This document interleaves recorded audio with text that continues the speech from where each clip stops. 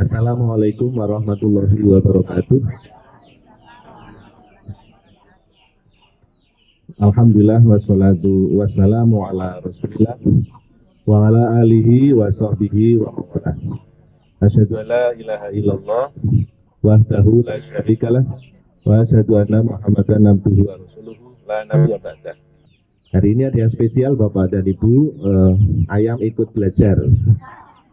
Jadi kucing ikut belajar bersama kita semua. Jadi alam semesta nampaknya ikut menikmati majelis cahaya iman.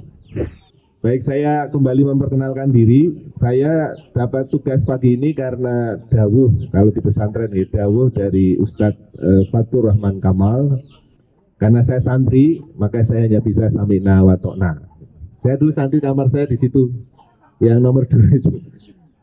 30 tahun yang lalu sampai sekarang masih sama, yang berbeda catnya ya, catnya ada berbeda, tapi namanya dalamnya sudah pernah saya cek masih sama.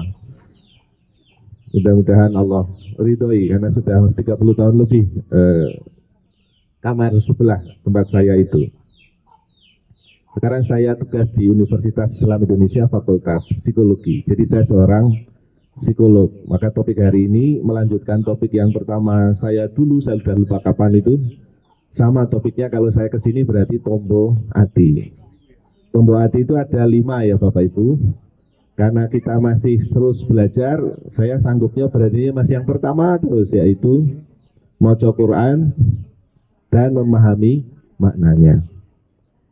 Saya mencoba mengingat kembali supaya jasa dari para ustadz ibu mulia ini Allah langgengkan, yaitu pada hari Jumat pagi 30 tahun yang lalu saya mendapatkan ilmu tentang yang akan saya sampaikan ini. Saya bagikan kepada Bapak dan Ibu, mudah-mudahan jadi amal bagi beliau, yaitu almarhum Ustadz Suprapto Ibnu Juraimi. Pada suatu Jumat pagi seperti ini, pada subuh, Ustadz Suprapto Ibnu Juraimi menasihati kami sampai seingat saya lebih dari 3 kali ayatnya diulang-ulang terus. Saya batin ini Ustadz kenapa ngulang-ulang terus, tapi nggak berani bertanya. Kalau muridnya Kiai Ahmad Dahlan berani bertanya, waktu Al-Ma'un diulang-ulang terus nih. Jawabannya karena belum diamalkan, intinya begitu. Berarti saya merasa ayat ini belum kami amalkan. Sehingga sampai sekarang kami membaca ayat ini sebagai penghormatan pada beliau dan mudah-mudahan beliau bahagia di sana. Amin. Quran surat 29 Bapak dan Ibu, mari kita buka Quran 29 di HP kita masing-masing. Namanya Quran surat Al-Ankabut, surat laba-laba. Kemudian diterjemahkan dalam bahasa, diserap dalam bahasa Indonesia menjadi kalang kabut. Kal itu seperti, angkabut, laba-laba. Jadi kalau versi saya ini, kalau salah saya mohon maaf lahir batin, ya biar saya yang salah itu. Kalang kabut itu berarti orang yang mengalami momen atau situasi di mana kehidupannya itu mirip dengan kehidupan laba-laba. Padahal kalau di dalam film laba-laba itu kokoh ya, kuat ya, namanya Spider-Man, manusia laba-laba. Tapi mungkin ini maksudnya adalah sarang laba-laba itu yang gampang untuk dimusnahkan oleh manusia. Tapi bagi laba-laba itu juga sebagai pertahanan diri. Sampun ketemu Bapak Ibu suratnya?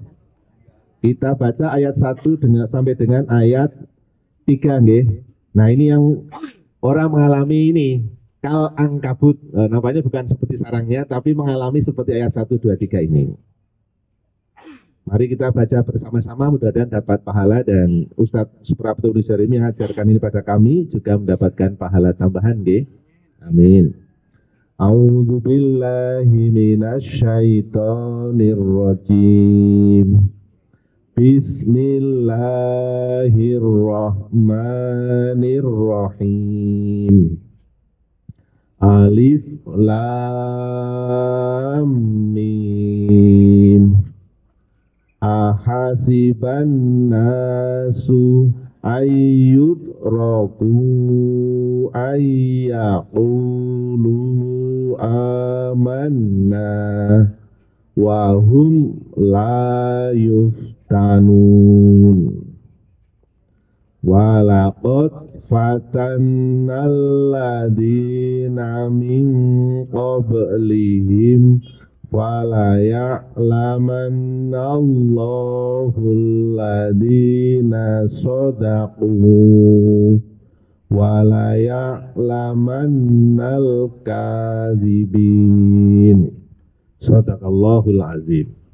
Nah, ini yang mirip mungkin dengan kalang kabut. Alif lam mim, yang tahu hanya Allah. Ahasiban nasu ayyutraku amanna ayyutraku ayyaqulu amanna wahum la yuftanun. Apakah manusia mengira bahwa mereka akan dibiarkan hanya dengan mengatakan kami telah beriman, namun mereka tidak diuji?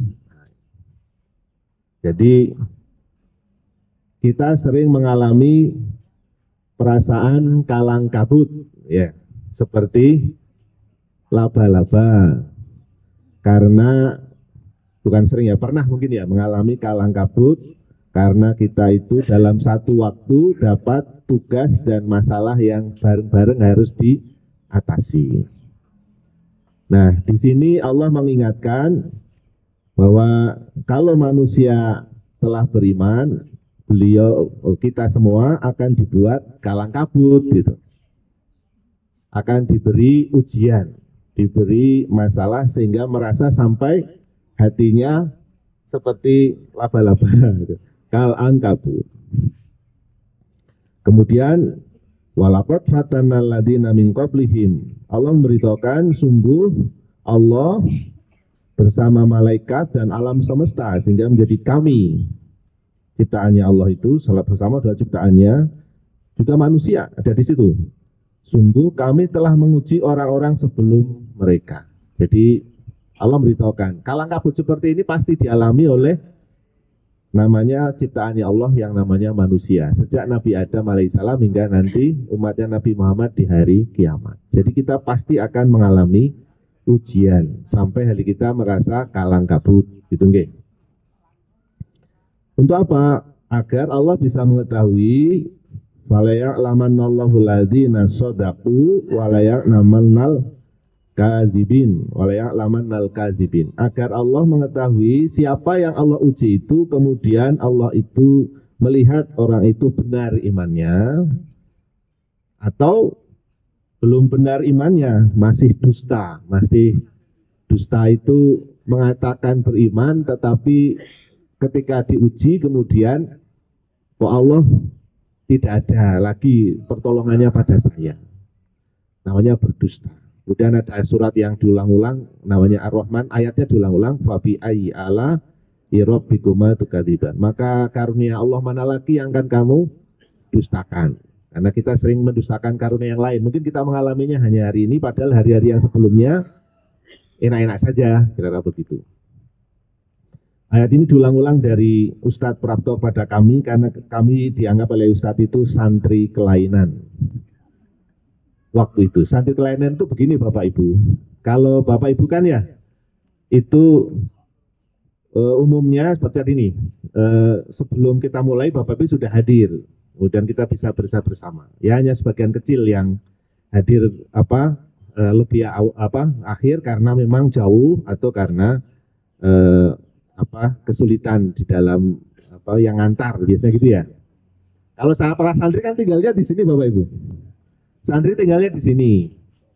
Kemudian ustadznya itu dari Suronatan. Ustadz Prapto tinggalnya di Suronatan. Ustadz Prapto dari Suronatan sudah habis Isya sampai ke sini ya jam 8. Sudah standby di masjid. Santrinya itu masih tidur-tidur. Di pesantren manapun saya kira tidak ada santri kelainan seperti Budi Mulia seperti itu. Sehingga Ustadz mengatakan kami santri kelainan. Santri yang umumnya seharusnya santri itu menunggu kiainya, tapi ini ustadznya menunggu santrinya. Sehingga kami dianggap santri kelainan. Karena itu kami diingatkan ayat ini. Nah, Ayat ini saya sampaikan pada Bapak dan Ibu sebagai pengingat kami bahwa kami ini sedang banyak diuji. Bapak Ibu juga sedang banyak diuji. Kalau Bapak Ibu mungkin ujiannya bukan hanya dari Bapak Ibu sendiri ya, tapi dari keluarga, dari anak, menantu, cucu, begitu ya.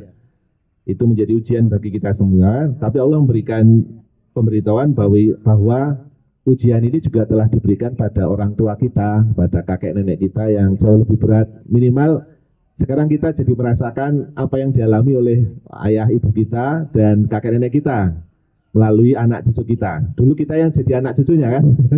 Dulu kita yang menguji mereka, sekarang kita gantian diingatkan oleh Allah bahwa kita diuji sekarang oleh anak cucu kita itu sebagaimana kita dulu menguji dalam tanda petik orang tua dan kakek nenek kita. Nah, secara psikologis kira-kira begitu Bapak Ibu. Setiap kali kita punya masalah, tombol hatinya adalah, oh mungkin dulu pada waktu saya seusia anak saya itu, atau seusia cucu saya itu, saya kepada orang tua saya atau kepada kakek nenek saya juga seperti itu. Jadi menjadi koco benggolo atau cermin bahwa ada tingkah laku kita yang perlu kita mohonkan ampun pada Allah, dan tingkah laku kita yang kalau orang tua masih ada yang sugeng, ya minta maaf. Kalau ada saudara kita yang masih hidup, yang kita ingat bahwa kita pernah melakukan kesalahan, kita minta maaf kepada beliau. Kemudian kepada anak cucu kita itu kesempatan kita untuk memaafkan. Jadi memaafkan itu sedekah yang berat Bapak Ibu, betul kan ya? Sedekah pakai uang, misalnya itu infak ini kan relatif ringan karena tidak ada perasaan yang muncul menyertai uang yang kita infakkan atau mungkin makanan yang kita sedekahkan ini hari ini. Tapi kalau maaf itu kan gendoli gitu ya. Seperti ini Bapak Ibu, orang yang tidak memaafkan kesalahan orang lain itu seperti orang yang memegang apa ini minuman gitu. Tidak ada mereknya ini untuk diambil karena mau direkam namanya. Ini beratnya kira-kira berapa Bapak Ibu? 1 kilo wonten boten nggih? Tidak ada 1 kilo ya, setengah kilo ada apa tidak ya? Ada? 500 mili atau 600 mili sekitar setengah kilo wonten boten nih Pak? 200 seperempat kilo lah mungkin ya? Oh 600 mili. Ya sama teman setengah kilo lah biar terasa lebih berat gitu ya. Atau ibu bapak juga sakit mengangkat apa itu snack. Caranya kayak saya semua gini. Kalau kita mengangkatnya 5 menit ini terasa beratnya memang sekitar 600 ml itu atau ya mungkin saya lupa udah lupa fisika karena saya bukan dari fisika sekarang. Kalau dulu SMA-nya sempat menghitung itu. Namun kalau kita mengangkatnya ini 1 hari beratnya sama apa beda Bapak Ibu? Beratnya sama. Tapi rasanya beda. Nah itu sama dengan Bapak Ibu, kalau kita merasa sedang diuji oleh Allah dengan perilaku orang lain dan kita itu sakit hati, itu sama dengan kita mengangkat air ini ke kayak gini tangannya, kayak patung Liberty di Amerika itu kayak gini. Dia kuat sekali tuh. Di Indonesia ada Nyonya Menir, berdiri sejak 1918 tuh ya, nggak pernah duduk, tapi patung. Kalau patung Liberty kayak gini kuat, tapi kalau manusia ini tidak kuat mengangkat seperti ini seharian. Nah kalau kita pengen memaafkan itu seperti, kalau kita mau memaafkan itu seperti kita letakkan kembali pada tempatnya. Itu bukan masalah saya, masalahnya dia. Saya memaafkannya, saya maafkannya dan saya begini. Rasanya enteng apa tidak Bapak Ibu? Enteng. Jadi sebenarnya kalau kita sudah maafkan itu jauh lebih enteng daripada kita belum memaafkan. Seperti sodako, saya sodakokan pemaafan saya. Saya sodakokan apa ini air minum ini ke sini, letakkan air minum pada miliknya tempatnya, atau ini miliknya Allah, saya kembalikan kepada Allah. Saya kembali begini, jauh lebih enteng. Kalau belum memaafkan ya seperti mengangkat ini. Sesuatu yang ringan karena belum dimaafkan berhari-hari itu jadinya semakin memberatkan kita. Lama-lama badan kita yang sakit, tidak hanya pikiran kita yang sakit. Pikiran kita yang sakit kan tadi, uang kok koyong ini, orang kok kayak begini, ini gimana tuh tingkah lakunya kok sampai begitu. Tapi itu kan bukan kita, itu adalah seperti orang itu seperti air minum ini. Kalau kita angkat begini terus kita akan berat. Karena itu Allah mengatakan kalau orang beriman ini akan diuji dengan beratnya ini. Sebenarnya nggak terlalu berat, tapi beratnya kayak gini. agar dia mau sodako. Kalau sodako begini, letakkanlah dia karena dia bukan milikmu.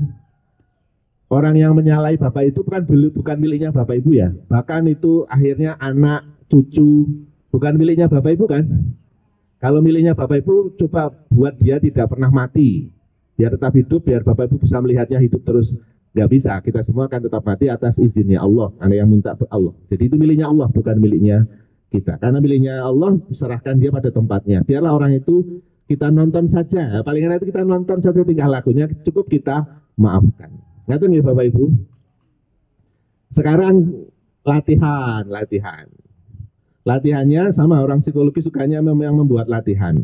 Yang pertama, tulis atau ingat-ingatlah peristiwa yang Bapak Ibu rasakan menyenangkan dari orang lain. Orang lain itu bisa suami, istri, cucu, anak, tetangga, sahabat, guru, siapa saja, satu orang lain saja. Satu contoh dalam pekan ini peristiwa yang Bapak Ibu merasa menyenangkan Bapak Ibu. Namun nggih, dereng, diingat-ingat dulu ya. Ini untuk mengecek ayat yang pertama. Apakah manusia ahasiban nas mengira bahwa mereka dikatakan telah beriman, dikatakan tanpa diuji. Di Bapak Ibu kan sudah beriman nggih? Hari ini akan ujian Bapak Ibu, pagi ini. Ujiannya dari SUS. Dari santri yang namanya Sus Budiarto, santrinya Ustadz Batur Rahman Kamal. Ujiannya adalah mohon diingat-ingat peristiwa yang menyenangkan dalam pekan ini. Sudah? Dari hari Jumat kemarin sampai dengan Jumat ini, pagi ini. Ada nggak peristiwa yang menyenangkan? Nggak ada ya Pak? Oh ya sudah. Berarti kalau nggak ada kayak gini terus ini. Tidak apa-apa kalau nggak ada. Tapi mohon tetap ditulis meskipun kecil, tapi mohon ditulis yang menyenangkan. Kali ini saya belajarnya di psikologi. Biar saya campur dengan Budi Mulia, nggih. Yang nomor 2, yang sebaliknya. Peristiwa yang tidak menyenangkan Bapak Ibu. Jadi dituliskan yang kedua, peristiwa yang tidak menyenangkan. Jadi yang nomor 1 yang menyenangkan, yang nomor 2 yang tidak menyenangkan, yang Bapak Ibu rasakan dari Jumat kemarin sampai Jumat pagi ini. Kemudian diberi nilai rapot. Semakin ke arah 100 berarti semakin menyenangkan. Nomor 2, semakin ke arah minus 100 berarti sangat menyakitkan. Jadi diberi range atau rentang niku nopo? Jarak, nggih. Dari minus 100 artinya sangat tidak menyenangkan ke plus 100. Yang plus 100 itu ashabul yamin, golongan kanan, menyenangkan. Yang kiri ashabul simal ya, tidak menyenangkan. Rasanya kayak neraka, tapi masih di Indonesia gitu. Yang satunya rasanya kayak swarga tapi masih di Indonesia. Nomor 1 diberi rapot. Rasanya Bapak Ibu itu berapa? Minus 100 sampai dengan 100. Kalau 100 berarti sangat menyenangkan, 90 berarti ya menyenangkan, dan seterusnya sampai kalau minus 100 sangat tidak menyenangkan pengalaman itu. Nomor 1 menceritakan pengalaman yang menurut Bapak Ibu menyenangkan, nomor 2 yang Bapak Ibu tidak senang. Sabun? Sabun dereng? Sabun. Kalau tidak ditulis tidak apa-apa, dieling-eling mawon. Nggak enak kalau dieling-eling bahasa. Ini tugasnya sedang diuji untuk ngeling-eling. Karena kalau tidak eling-eling sebenarnya ada CCTV dari malaikat Raqib dan Atid yang mengelingkan itu, namanya catatan amal gitu loh. Catatan amal ini ada orang mengalami pengalaman tidak menyenangkan dan mengalami menyenangkan. Nanti sikapnya seperti apa? Ini untuk membuktikan ayat ini. Sampun Bapak Ibu? Sampun. Oke. Sama karena tombol hatinya adalah Al-Quran Samanane. Bapak Ibu saya ajak bersama-sama menghafalkan surat atau ayat dalam Al-Quran yang paling Bapak Ibu ingin ucapkan sekarang. Kita mulai bersama-sama dengan nomor 3 ya ini. Nomor 3 adalah mari kita ucapkan Al-Quran yang kita hafal. Ini kita lakukan di yang periode lalu. Kayaknya saya selama kesini karena itu tombatinya ya, Quran dan sakmanane. Mari kita ucapkan Al-Quran. A'udzu billahi minasyaitonir rajim.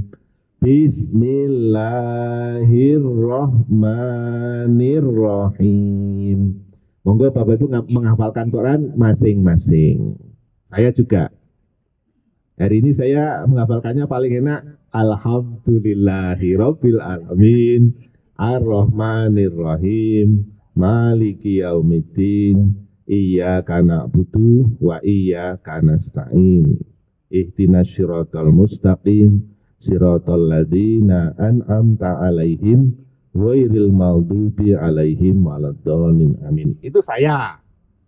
Bapak Ibu sama. Oh, ada yang sama. Oh, niru saya berarti.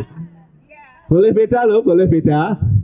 Haknya Bapak Ibu untuk ingin apa? Kalau yang dulu yang saya kesini yang pertama itu saya dulu Iqra Bismillahirrahmanirrahim khalaq. Kalau hari ini pengennya Al-Fatihah ya sudah saya Al-Fatihah.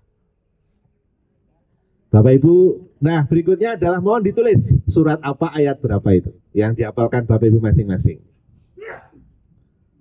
Kemudian nomor 4-nya adalah nomor 3 adalah jawaban dari nomor 1 dan nomor 2. Nah gitu aja, kuncinya itu. Tugas Bapak Ibu adalah menghubungkan nomor 3 dengan nomor 1 dan nomor 2.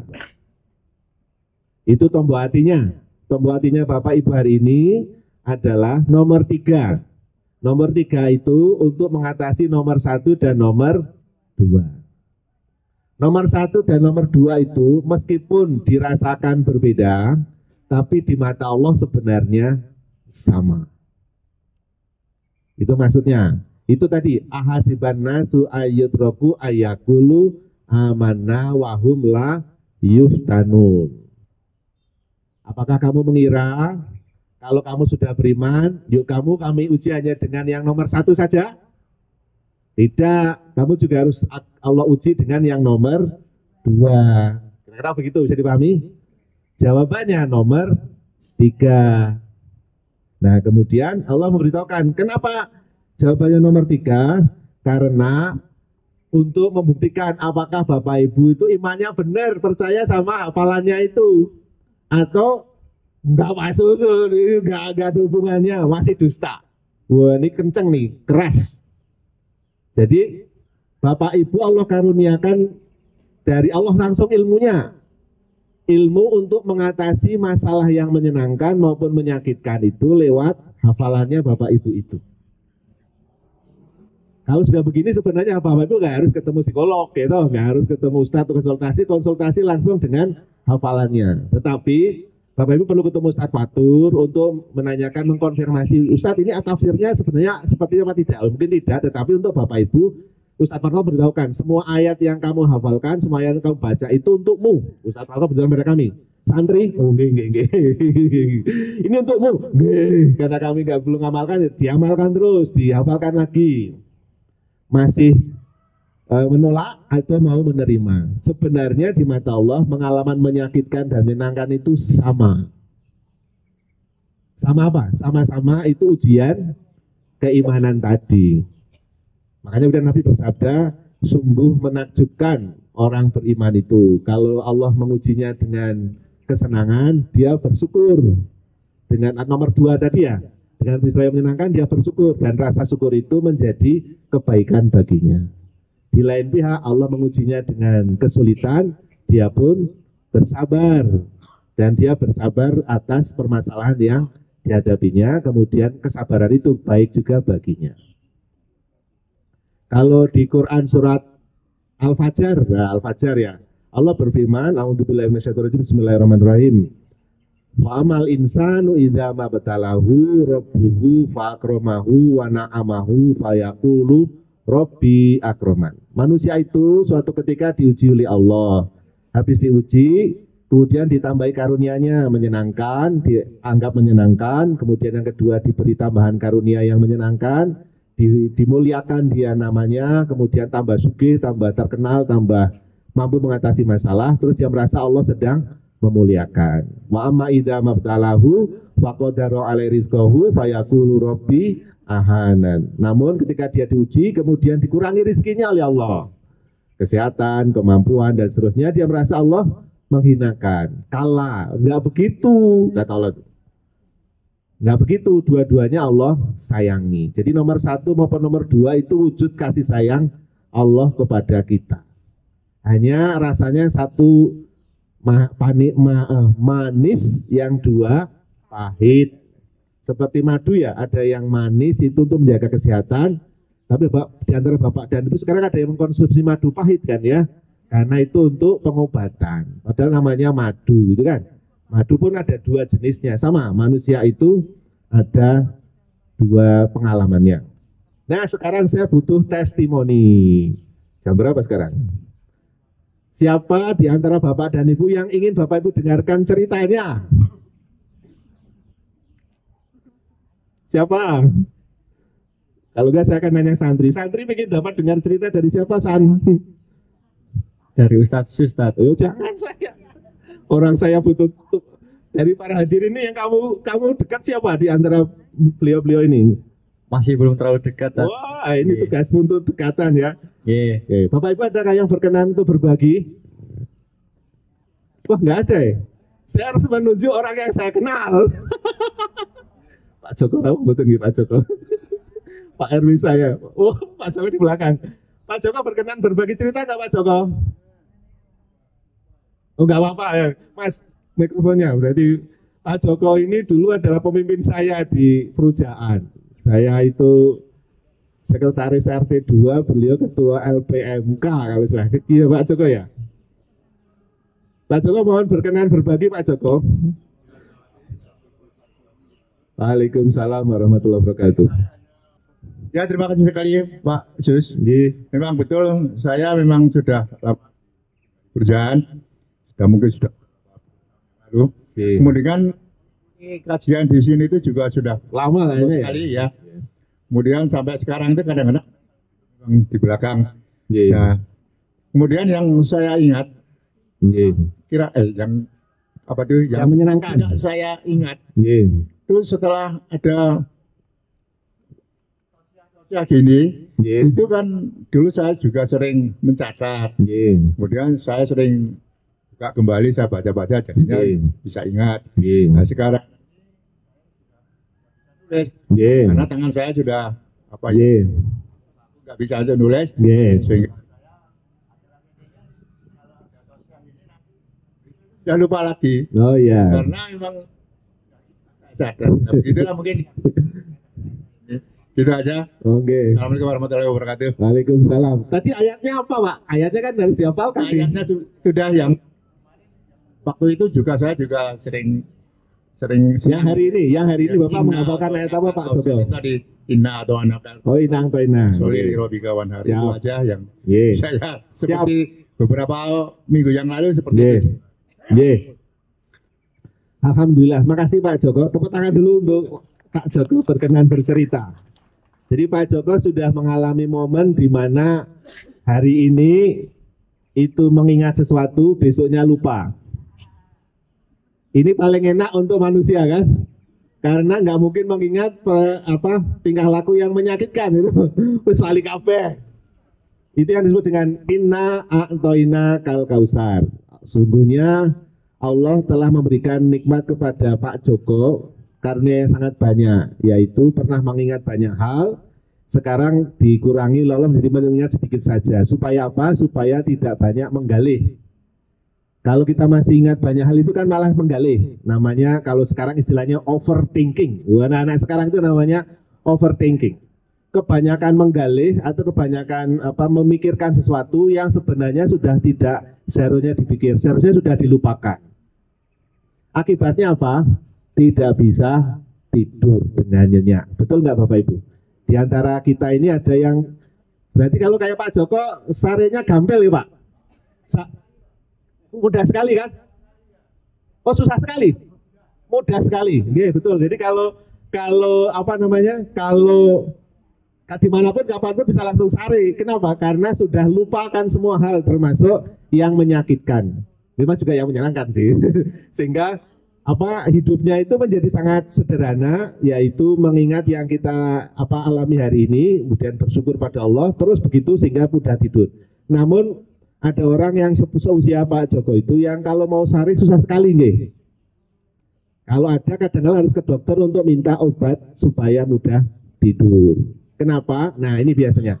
Kenapa sulit tidur? Karena masih menggali istilah Jawanya, masih memikirkan sesuatu yang bisa jadi yang dipikirkan adalah seharusnya begini, kenyataannya kok tidak begini. Gitu. Nah itu seperti ngangkat niki wau, kenapa? Ngangkat air minum begini. Harusnya diletakkan, sudah itu biar miliknya Allah. Kita nonton saja, seperti Pak Joko itu kan nonton saja. Jadi tidak apa-apa Pak Joko, dengan hadir di sini Allah itu telah memberikan karunia yang sangat banyak, yaitu Bapak Gampil Sari.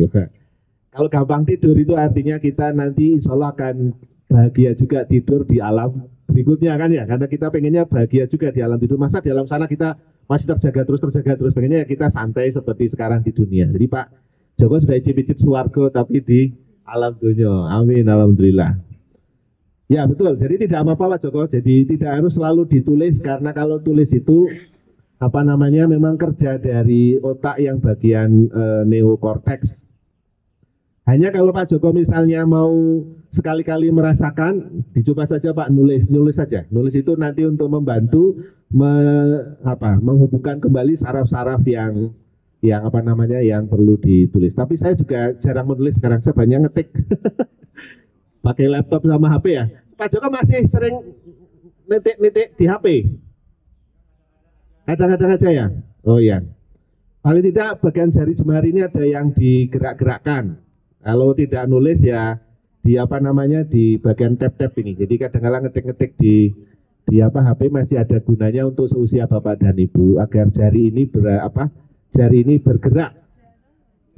Cuma khawatirnya nanti malah jadi nggak bisa sari ya Pak, karena kebanyakan nulis ya memang nggak usah nulis. Kalau ayatnya tadi soalnya Inna Antoine Kalkausar, Pak Joko telah mendapatkan karunia Allah yang sangat banyak. Yang nomor 2, fasolli li rabbika wanhar. Maka mohon maaf ya Pak Joko, itu Pak Joko dapat pesan dari Allah, sholatlah untuk Tuhanmu. Kalau Pak Joko itu rajin sholat soalnya Bapak Ibu, rajin sholat di Masjid Asurur namanya. Jadi sudah aman, Pak Joko sudah aman kalau sholat di Asurur 5 waktunya plus sholat sunnah. Kemudian inna syani akahwal abtar. Yang kedua, dan berkorbanlah ya, setelah sholat berkorbanlah. Selalu Pak Joko juga setiap tahun korban nih Pak Joko. Aman, jadi sudah melaksanakan juga. Kemudian kalau tidak begitu, kamu nanti menjadi jadi amalmu terputus atau tidak seperti itu. Jadi mohon kalau tidak Masjid Asurur masih lancar. Terus ke Asurur sampai sekarang. Oh masih, alhamdulillah. Jadi aman, masih istiqomah, karena saya sudah tidak ke Asurur lagi, saya masjidnya sudah berbeda saya. Jadi alhamdulillah sampai sekarang. Saya ingat dulu waktu mengenal Pak Joko itu setiap hari ke masjid 5 waktu plus sholat sunnah. Jadi sekarang kalau masih berjalan berarti sudah dilakukan. Insya Allah begitu untuk kasusnya Pak Joko. Jadi alhamdulillah Pak Joko telah Allah karuniakan hal-hal yang beberapa orang itu menginginkannya, yaitu gampil sari atau mudah untuk tidur. Itu seharusnya sudah kita rasakan sekarang. Kalau di antara Bapak Ibu ada yang sulit untuk tidur, mungkin perlu belajar dari Pak Joko, yaitu lupakan. Lupakan yang tidak menyenangkan. Kalau yang menyenangkan diingat tidak apa-apa, tapi yang tidak menyenangkan dimaafkan. Setelah dimaafkan, diletakkan pada tempatnya, sudah ganti kita hari ini saja menikmati yang kita lihat, yang kita saksikan hari ini dan masa depan. Matur nuwun sangat Pak Joko. Ada Bapak Ibu yang ingin berkomentar, angkat jari. Saya akan minta santri untuk mengangkat mikrofonnya. Oke, kalau nggak ada, saya akan menunjuk ibu-ibu. Bu R, kesempatan Bu R. Ya, Mas, berikan ke Bu R, Mas. Mohon maaf ya, yang saya kenal saja dulu, ge. Wah, ada Pak Cip juga di belakang. Saya lihat ada Pak Cip. Monggo Bu R. Masih di Banteng Bu R? Masih. Monggo Bu R, pengalaman seminggu ini. Assalamualaikum warahmatullahi wabarakatuh. Waalaikumsalam warahmatullahi wabarakatuh. Saya akan menceritakan mungkin di luar itu ya Mas Sus. Waktu Mas Sus masih muda. Ingat saya ini. Masuk pertama kali di Budi Mulia Ya. masih ngepit. Oh, gila, saya naik sepeda, Bu. Sepeda beasiswa Super Smart dari Pak Harto itu, Bu. Iya. Terus mampir di warung saya kan punya warung kecil. Itu dompetnya tertinggal. Serano sini ketinggalan ya, Bu. Lajeng, Bu. Saya buka namanya Masus Budiarjo. Mahasiswa baru. Iya, Bu. Terus sampai sekarang hubungan saya dengan Masus baik-baik saja. Gara-gara dompet tertinggal ya, Bu? Iya, karena waktu itu kan saya punya anak laki-laki yang sekarang alhamdulillah sudah lulus dari psikologi. Iya, jadi ngikuti saya ya? Iya. Sudah S2 ya, Bu ya? Sudah. Jadi dosen juga, Bu? Enggak. Oh, nggih, alhamdulillah. Di guru SMA. Oh ya, sama dengan gurunya sama, Bu. Iya. Terus waktu itu kan belajarnya ogah-ogahan. Oh. Iya. Waktu itu Masus sering tak panggil ke rumah. Oh ya, toh, Bu. Selalu ya. Alhamdulillah ya Allah, ada manfaatnya. Oh ya Allah. Iya, Kalian dia ikut pesantren kilat juga ya, Bu? Iya. Di sini pesantren Sering Ramadan. kalau ada pesantren kilat di ya, sini, ikut. semua anak saya empat-empatnya mesti ikut. Iya. Kemudian dia juga jadi panitia pesantren Ramadan kayaknya di sini. Iya. Mas Heri namanya ya? Iya. Oh iya. Saya kira saya tidak akan memanjangkan lagi. Sekian saja, terima kasih. Wassalamualaikum warahmatullahi wabarakatuh. Waalaikumsalam warahmatullahi wabarakatuh. Ini ingatannya panjang ini. Ayatnya, Bu. Ayat yang dihafal tadi apa, Bu? A'udzu binas saja ya. Oh ya, siap. Bismillahirrahmanirrahim. Qul a'udzu birabbin nas, malikin nas, ilahin nas, min syarril waswasil khannas, alladzi yuwaswisu fi sudurin nas, minal jinnati wan nas. Amin. Sadaqallahul adzim. Wah, ini saya sangat, Bu. Sama dengan tadi Al-Kautsar, ini An-Nas. An-Nas itu surat tentang manusia. Yang diingat Bu R salah satunya adalah manusia namanya Sus Budiarto, itu saya. Nggih. Qul a'udzu birabbin nas. Katakanlah Bu R berlindung kepada Tuhannya manusia. Bu R, Tuhan itu, Allah itu rajanya manusia. Ini caranya Ustadz Prapto ngajari kami, sekarang saya bantu ajarkan pada Bapak dan Ibu ya. Di paling enak menghayati ayat itu untuk kita. Nah, misalnya ini Bu R yang menghafalkan tadi, saya ganti nas itu jadi Bu R, ya. Katakanlah Bu R, aku berlindung kepada Allah Tuhannya manusia. Bu R, Tuhan itu rajanya manusia. Bu R, Tuhan itu sembahannya manusia. Sembahannya manusia dari mana? Min syarril waswasil khannas, dari bisikan kejahatan yang bersembunyi yang seringkali mengganggu Bu R kalau ada. Alhamdulillah tadi dari ceritanya tidak. Kemudian berikutnya alladzi yuwaswisu fi sudurin nas. Setan itu sering bisik-bisiki, membuat was-was. Yuwaswisu fi, membuat, jadi bahasa Indonesia jadi membuat was-was. Dari itu yuwaswisu fi. Sudurin nas, kesadaran manusia, hatinya manusia, kolbunya manusia yang lebih dalam namanya sudur, sadar ya. Jadi membuat was-was kesadaran manusia. Yang disadari oleh Bu R adalah Sus Budiarto ketinggalan dompet di rumahnya waktu jadi santri Budi Mulia naik sepeda. Nah itu. Tapi kebetulan semuanya tidak ada yang membahas was-was, aman. Tapi buat was-was ini dompetnya sama, gitulah. Kemudian yang buat was-was Bu R waktu itu adalah putranya yang sama-sama dengan sejenis kelaminnya laki-laki. Belajarnya itu males-malesan. Istilah Bu R begitu nggih. Itu waktu itu membuat Bu R was-was. Kalau sekarang sudah tidak lagi kan Bu R nggih, sudah bahagia nggih. Keagungan putra itu, dan mudah mengikuti jejak saya. Namanya ambil psikologi. Ada satu ustadz saya di Budi Mulia yang anaknya mengikuti jejak saya. Karena waktu saya di sini si anak tersebut baru lahir. Jadi baru lahir, tapi kemudian saya banyak berinteraksi dengan ustadz. Kemudian pada waktu S1 dia memilih psikologi. Jadi makanya tadi ada anak ayam itu belajar tidak apa-apa, karena bahkan bayi pun bisa mendengarkan suara hati manusia sehingga dia kemudian mengikuti. Bukan berarti kalau nggak ikut psikologi nggak ikut ijazah, bukan. Tapi ada momen seperti dialami oleh Bu R itu, sehingga Yuas Wisudurinas itu putranya yang belum jejak belajarnya, ya namanya remaja ya, anak-anak dan remaja itu kan memang waktunya bolak-balik. Itu kemudian dapat contoh, ini siapa tahu dia bisa membantu anak saya, tak panggil ke rumah biar nasihati gitu nggih.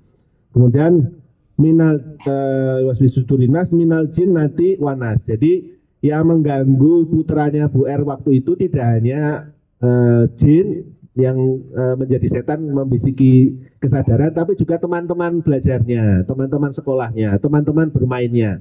Teman-teman belajar dan bermainnya waktu itu mungkin banyak yang tidak suka belajar, akibatnya putranya Bu R waktu itu menjadi lebih suka untuk belajar kalau sedang bersama temannya yang rajin belajar, dan ketika dia berteman dengan yang kurang rajin belajar menjadi kurang rajin. Alhamdulillah pada waktu itu putranya Bu R itu anak yang soleh sebenarnya. Jadi ketika datang ke pondok ya seperti santri, kemudian rajin-rajin saja. Kami tidak pernah melihatnya sebagai santri yang malas, itu rajin itu. Beliau itu rajin dan ya kami memperlakukan beliau sebagai orang yang rajin. Alhamdulillah sekarang beliau jadi guru yang baik ya, yang bisa mengajari orang lain agar bisa tadi memperbaiki dari godaan setan yang terkutuk. Kira-kira begitu nih Bu R. Jadi yang Bu R ingat dengan yang Bu R hafalkan itu nyambung. Nah, itu caranya agar kita lebih nyaman. Demikian pula untuk Bapak Ibu semuanya nggih. Ini sekarang sudah jam berapa ini? 4:09. Masih ada waktu 11 menit. Jadi surat-surat yang Bapak Ibu hafalkan itu sebenarnya adalah jawaban dari Allah untuk semua masalah yang kita hadapi. Jadi yang kedua, pengalaman menyakitkan, hari ini kita belajar yang gitu, itu sebenarnya sama dengan pengalaman yang menyenangkan. Contohnya yang Bu R ini, beliau itu punya pengalaman menyakitkan waktu itu, yaitu anaknya ini kok belajarnya belum istiqomah.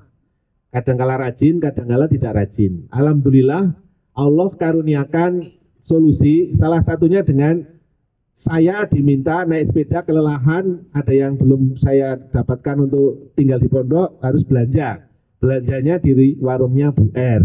Allah mengizinkan saya untuk dompetnya ketinggalan, biar dilihat Sus Budiarto kuliah di mana, kan ada kartu mahasiswanya ya, ada di psikologi Universitas Gadjah Mada. Ini cocok ini, jadi ini solusi ini, gitu kan. Maka kemudian dipanggillah saya agar ke warung Bu R, ke rumah Bu R, kemudian ngobrol, kenalan dengan Ananda itu. Kemudian Ananda kami ajak menjadi santri di Budi Mulia, kemudian menjadi panitia seperti kami untuk santren Kila juga, dan alhamdulillah kami melihat sebagai santri yang soleh, yang sama dengan kami lah gitu, sehingga alhamdulillah sekarang beliau jadi bisa mengikuti jejak kami untuk jejak di dalam belajar dan akhirnya memilih untuk jadi guru, sesuatu yang luar biasa. Saya kira begitu nggih. Itu contoh pengamalan dari memaknai Quran Surat An-Nas dan pengalaman Bu R. Nah Bapak dan Ibu, saya persilakan seperti Pak Joko dan Bu R tadi, yaitu pengalaman yang Bapak Ibu alami itu ayatnya Allah. Namanya ayat kauniyah, sebagaimana kita sekarang sedang melihat ayat Allah yang kauniyah ini. Kebetulan ayat kauniyahnya adalah yang ada di dalam diri kita, di dalam pengalaman kita. Yang kedua, kita diminta untuk membaca atau menghafalkan ayat kauliyah, yaitu Al-Quran. Kemudian berikutnya apa? Ayat kauliyah itu sebenarnya obat, petunjuk, rahmat bagi kita kalau kita mampu menjadikan itu sebagai solusi dari ayat kauniyah, yaitu pengalaman yang kita alami. Makatan ya Bapak Ibu hari ini, jadi di mata Allah, peristiwa yang menyenangkan itu karunia Allah. Peristiwa yang menyakitkan juga karunia Allah. Untuk menguji imannya kita, apakah kita telah benar imannya atau masih berdusta. Kalau kita masih menganggap bahwa pengalaman yang menyakitkan itu berbeda dengan pengalaman yang menyenangkan itu karunia Allah, kalau yang menyakitkan bukan karunia Allah, kita dikritik oleh Allah. Kalau kamu belum benar-benar beriman. Kalau kamu benar-benar beriman, peristiwa nomor 1, nomor 2, nomor 1 nomor 2 tadi. Benar nomor 1 nggih? Nomor 1 itu skornya pinten Pak? Nilainya berapa Pak nomor 1 Pak? 100. Yang nomor 2 nilainya berapa Pak? 50. Nggih. Jadi 100 dan 50 itu di mata Allah itu sama. Sama-sama Allah itu menyayangi Bapak Ibu, wujudnya yang satu dengan pengalaman menyenangkan agar bersyukur, yang kedua pengalaman bersabar agar pengalaman tidak menyenangkan agar bersabar. Jadi kehidupan Bapak Ibu 100 ditambah 50 dibagi 2, 75. Berarti masih termasuk kategori bahagia. Ngerti Pak? Itu cara ngecek tombol hatinya. Nah kemudian ayatnya apa Pak?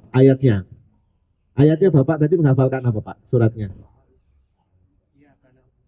Iya karena butuh, iya karena stainan pun betul tepat sekali. Jadi hanya kepada Allah Bapak menyembah dan hanya kepada Allah Bapak mohon pertolongan dari Allah. Demikian pula Bapak Ibu yang lain, ngeten nggih? Jampir lagi. Saya harus masih ada 7 menit. Apakah ada di antara Bapak dan Ibu yang akan berkomentar? Silahkan. Ini kayak kuliah di kampus saja, ada yang bertanya? Bisa lupa kalau Bapak Ibu nggak perlu pertanyaan karena sudah mengamalkan ya. Oke. Bapak Ibu, saya beritahukan. Menurut Profesor Jalaluddin Rahmat, kucing itu akan mencari orang bahagia. Saya beritahukan Bapak Ibu, saya pernah membaca buku judulnya Memaknai Kebahagiaan. Ditulis oleh Profesor Jalaluddin Rahmat, dosen ilmu psikologi komunikasi dari Universitas Padjadjaran. Jadi di pengantar buku itu beliau cerita, kalau ada orang didatangi kucing, berarti orang itu bahagia. Di kucing itu mencari orang yang paling bahagia di dalam kelompok itu. Jadi kalau Bapak Ibu dari kucing beruntunglah gitu, karena Bapak Ibu dianggap oleh kucing itu bahagia. Sehingga kalau ada kucing mau mampir ke rumah Bapak Ibu, mohon tidak dilempari, tidak disuruh pergi, karena sebenarnya kucing itu memberitahukan Bapak Ibu itu orang yang bahagia. Nah, menjadi nggak bahagia kalau Bapak Ibu ngusir dia, Bapak Ibu tidak bahagia dan dia pergi. Dia jadi nggak bahagia, mencari tempat yang membahagiakannya lagi. Sahabat Nabi ada yang sangat bahagia dan dia meriwayatkan hadis paling banyak sampai dijuluki oleh teman-temannya sebagai bapaknya kucing. Siapa itu namanya? Abu Hurairah. Bapaknya kucing itu karena dia sangat menyayangi kucing, kucing pun menyayanginya sampai sahabatnya mengatakan dia bapaknya para kucing di Masjid Nabawi itu. Tapi kalau saya ke Masjid Nabawi sekarang nggak ada kucing ya. Saya melihat kucing itu banyak di Turki.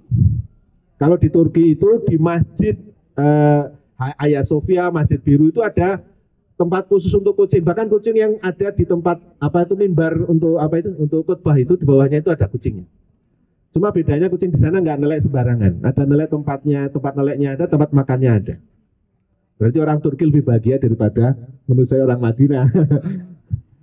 Tapi kalau orang Madinah di zaman Nabi dulu sangat menyayangi kucing sehingga sampai ada sahabat Nabi yang namanya Abu Hurairah karena dia menyayangi kucing. Ini sekitar menunggu waktu sampai 6 jam lebih 7 menit. Jadi kalau ada kucing, bukan berarti Bapak Ibu harus memelihara kucing, tidak harus memelihara kucing. Tapi kalau ada kucing datang, mohon tidak diusir karena kucing itu ingin menjelaskan Bapak Ibu orang yang bahagia. Jadi kucing itu bisa mendeteksi orang yang sedang bahagia dengan orang yang tidak bahagia. Caranya adalah dia mendatangi rumah orang-orang yang menurut kucing itu bahagia. Dan itu paling enak toh. Kalau hadis pagi ini saya diberitahu, kalau kamu pengen tahu orangnya sedang baik atau buruk itu gimana? Tanyakan tetangganya. Selain kucing yang tahu tentang Bapak Ibu itu juga tetangga. Kalau tetangga Bapak Ibu itu menganggap Bapak Ibu itu orang baik, itu memang Bapak Ibu orang yang baik. Tapi kalau tetangga mengatakan Bapak Ibu ada yang buruk, berarti itu yang Bapak Ibu memang sedang ada yang buruk. Jadi selain kucing ada yang manusia namanya tetangga.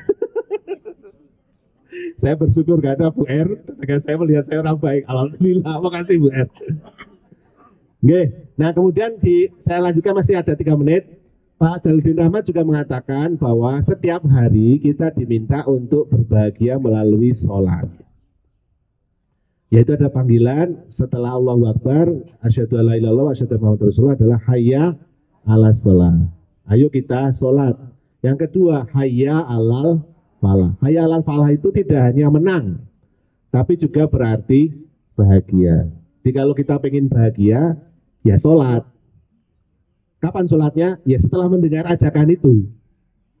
Jadi Bapak Ibu bisa membuktikan sendiri ya. Kalau habis azan, kemudian Bapak Ibu sholat sunnah, kemudian habis sholat sunnah terus qomat ya. Habis qomat Bapak Ibu sholat, itu Bapak Ibu akan lebih bahagia dibandingkan kalau Bapak Ibu itu sholatnya itu menunggu agak nanti. Betul kan ya Bapak Ibu ya? seusia Bapak Ibu sudah bisa mengamalkan. Saya ingat bapak saya, almarhum bapak saya, 6 bulan sebelum meninggal, itu cuma satu hal aja yang dimintakan pada kami. Semua kami harus baru sholat di awal waktu, tepat setelah qomat. Anak-anaknya yang masih malas sholat berjamaah itu kan, aduh, biasanya sholatnya masih nanti-nanti toh. Terus begitu, sudah bingung, terus saya beritahukan. Bapak itu memberitahukan yang benar. Kita itu diminta untuk bahagia dengan sholat di awal waktu. Terus begitu, sampai 6 bulan kemudian bapak saya meninggal. Maka saya beritahukan pada seluruh saudara saya, pesan bapak itu jadi wasiat. Kalau kemarin hanya meminta kita untuk sholat di awal waktu, sekarang jadi wasiat. Kita diminta untuk sholat di awal waktu. Salah satu kuncinya adalah karena kita semua telah mengetahui dan Bapak Ibu telah membuktikan ya, kalau habis qomat langsung sholat, itu pasti hidup kita setelah sholat itu lebih membahagiakan dibandingkan kalau kita masih menunda sholatnya. Semakin lama kita menunda melaksanakan sholat, di momen itulah setan-setan tadi masuk mengganggu perasaan bahagia kita. Peristiwanya yang dialami sama, tapi rasa bahagianya itu berbeda ketika kita itu sholat di awal waktu dengan sholat di waktu yang on time dengan in time. Memang masih in time. Pak, saya masih perjalanan ya, nggak apa-apa. Tapi pasti tidak sebahagia kalau kita berhenti kemudian sholat. Tapi sholat dan kita baru lanjutkan perjalanan pasti lebih bahagia. Saya kira itu begitu, Bapak Ibu sudah 1 menit lagi. Mudah-mudahan ada manfaatnya. Mari kita berbahagia dengan yang pertama, kalau didatangi kucing.